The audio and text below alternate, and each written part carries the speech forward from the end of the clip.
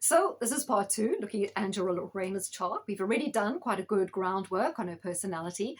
To mention in her chart with Leo rising, which I think fits perfectly into her personality, we have Pluto in the fourth house, which represents family and the mother.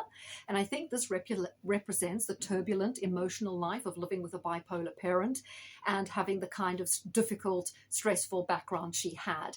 Again, it reinforces that enormous well of self-preservation, huge resources of emotional strength that she has in her, born of those early years and dealing with that sort of angst and that upheaval, right? Also shows, Pluto in the fourth house is often to do with people who have parents who break up, or they move to another town and have a big separation, or they go like she did to live with her grandmother, so that there's this sort of divide between, where your life is not running on a constant thread, where you just have a sort of solid nuclear family. The whole nuclear family is disrupted. Neptune in the fifth also depicts children. It doesn't one of her sons, because she's got three children now, a porn star or something like that. Well, I thought that was kind of reflective. So let's first look at the transits for the election that we had last year in July. And you'll see, interestingly, that Uranus is triggering her Venus, which is in her 11th house of politics. Of course, her Venus is in Taurus, and her Venus in this chart also, it doesn't rule her midheaven, but it does rule home and country, being the fourth house. So that was triggered. It's also interesting to see that Saturn at the time was opposite her Saturn. So Saturn in Pisces, opposite her Saturn in Virgo, so that she was reaching a kind of life landmark, a pinnacle that she'd been working towards something for 14 years, and she was about to achieve it.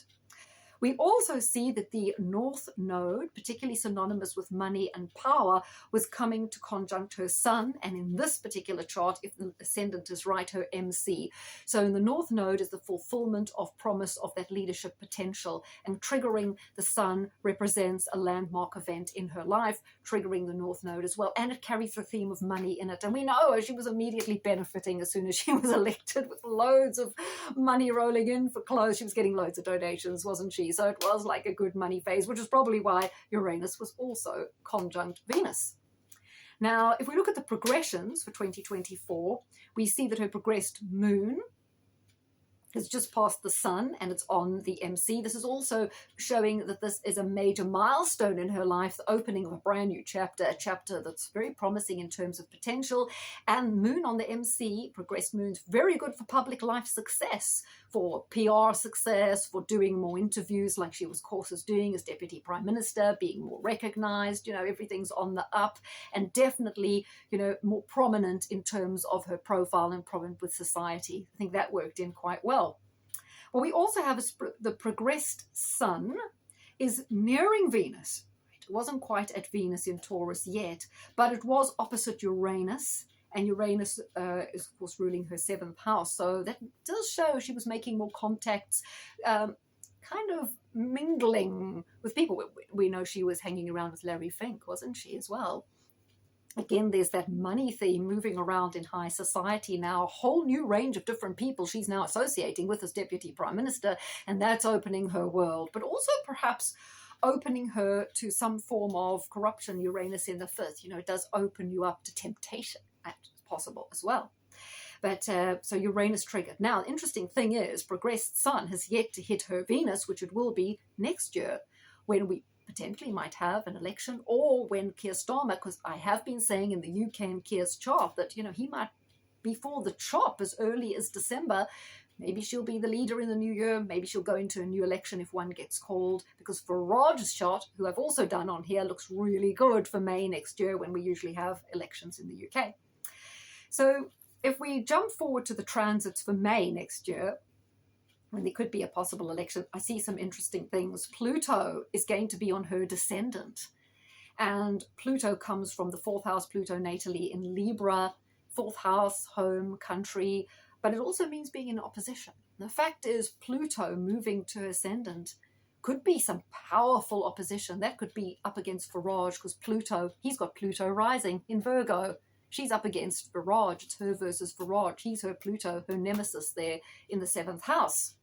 We also then have Saturn, which next year will be conjunct her Aries Sun, and her midheaven, if this particular chart is accurate in terms of the ascendant. Saturn conjunct the sun. Wow, that's very important for leadership, the culmination of a 9-year cycle of ambition, reaching a pinnacle in your career. But because it's Saturn, it's not necessarily successful. She could be successful in grabbing the leadership of the Labour Party, but will she be successful at being the Prime Minister? Well, that's another thing.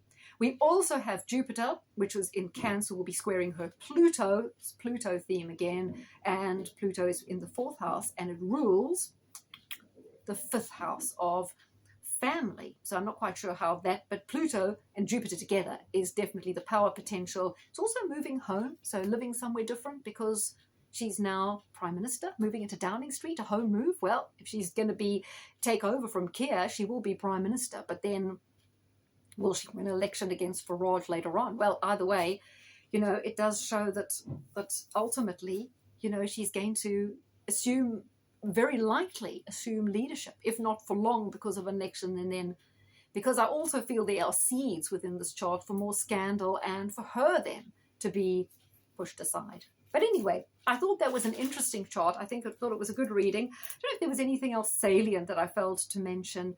Yeah, I think Mercury in Pisces is not necessarily the best placement of Mercury for a politician. Her Mercury wasn't particularly well aspected. She's just, I don't think, at that mental level to be a great debater or orator. She doesn't have those skills. She's more of someone who can perhaps relate to people on a one-to-one level. But in terms of mass communications, Mercury in Pisces definitely isn't favorable, and she doesn't have the most substantial intellect. And although she is pragmatic, sensible, down to earth, and people will like her for those ways, and she has got a fairly good work ethic, and she can probably master a lot of the elements simply because of this work ethic, there's just lack of real competence to deal with things on the hoof, and a tendency to become a little bit muddled and lose the plot. So that was Angela Rayner.